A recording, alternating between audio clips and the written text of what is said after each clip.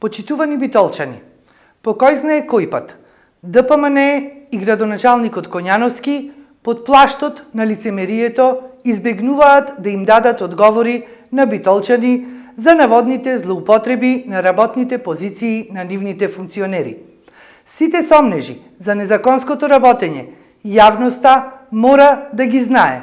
Затоа ве прашуваме и го повикуваме директорот на јавното предпријатие Водовод, Пеце Милевски, да одговори. Дали во април годинава го оштетил службеното возило на предпријатието во сообраќајна незгода? Дали е точно дека директорот на јавното предпријатие Пеце Милевски не повикал полиција на местото на сообраќајната незгода и го криел возилото неколку дена во приватна гаража, па го однел на поправка?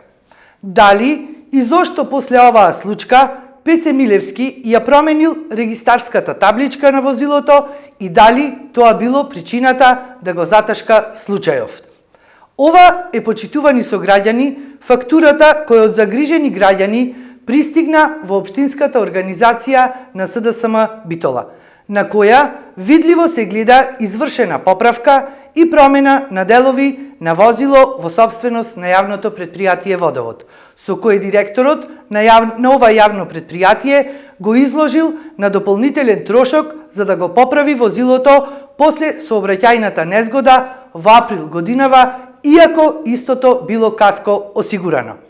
Затоа, уште еднаш го повикуваме градоначалникот Тони Коњановски при најавената ревизија за незаконското патување на директорот на јавното предпријатие во Грција да ги земе во предвид и овие дејанија на нивниот директор и партиски лидер на Општинскиот комитет на ДПМН во Битола.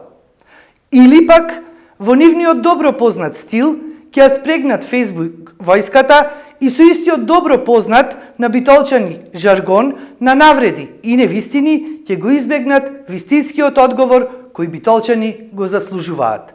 За жал, ова е, почитувани граѓани, вистината и реалноста за Битола.